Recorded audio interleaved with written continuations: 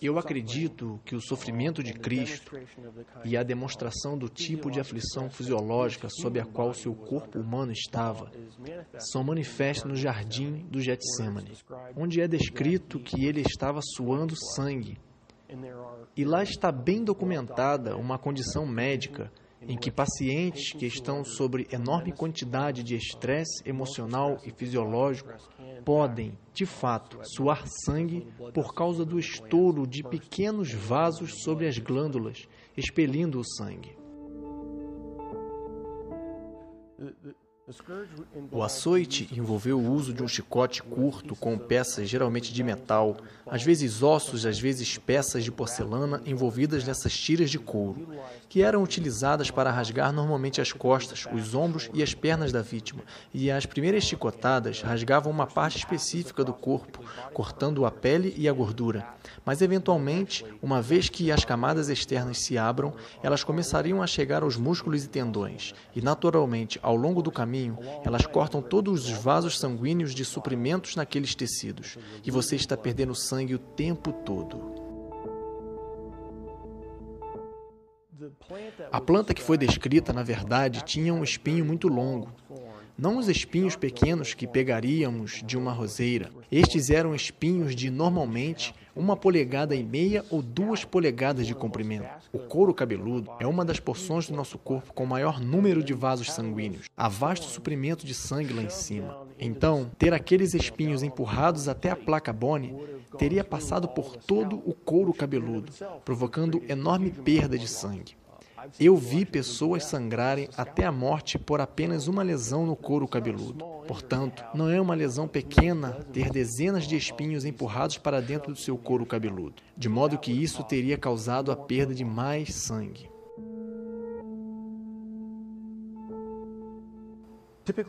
Normalmente, quando a vítima tinha que carregar a cruz, era descrito na literatura, melhor dizendo, na literatura romana, que ele levasse a barra horizontal, e a barra horizontal sozinha era estimada em 50 quilos.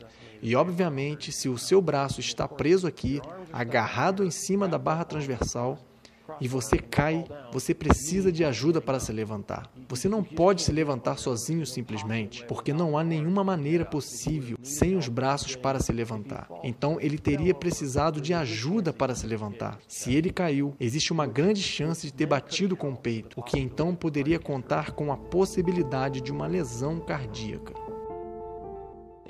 Anatomicamente, podemos considerar o pulso como parte da mão, e assim que os pregos foram colocados entre o rádio e a una, nessa posição que se encaixa na definição de estar na mão, e é uma posição onde o prego não vai rasgar para fora, porque você tem que ter um sólido ponto de fixação. Outro ponto interessante sobre a colocação dos pregos é que o nervo médio passa exatamente através daquela parte especial do pulso, de modo que a destruição ou choque do nervo teria provocado enorme dor.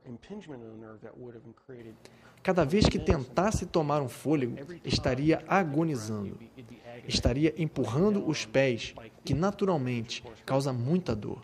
E então você estaria pendurando os braços em dor, e assim se alterna de uma dor excruciante para outra dor excruciante, cada vez que se toma fôlego.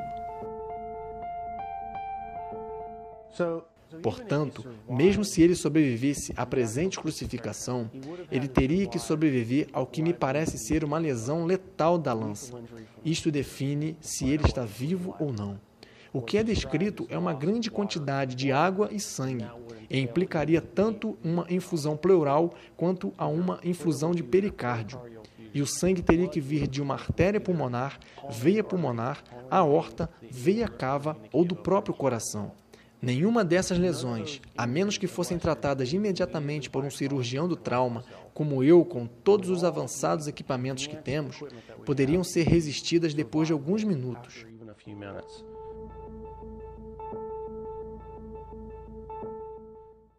Cristo, como Filho de Deus, poderia ter sobrevivido a qualquer coisa. Ele escolheu manifestar-se como um ser humano naquele período da história, e ele permitiu-se morrer. E como humano, naquele momento, ele não poderia ter sobrevivido a essa série especial de traumas. Isso não é possível. Cristo é Deus.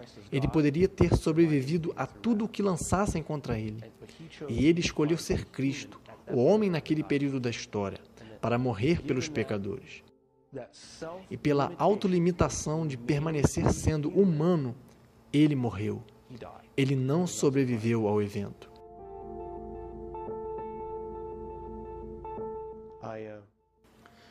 Eu estou profundamente impactado por isso.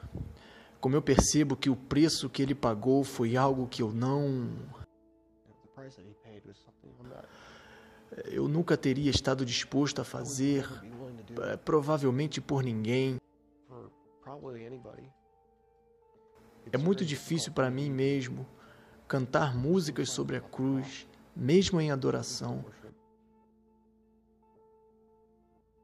pois eu realmente entendo que ele pagou, o preço que ele pagou.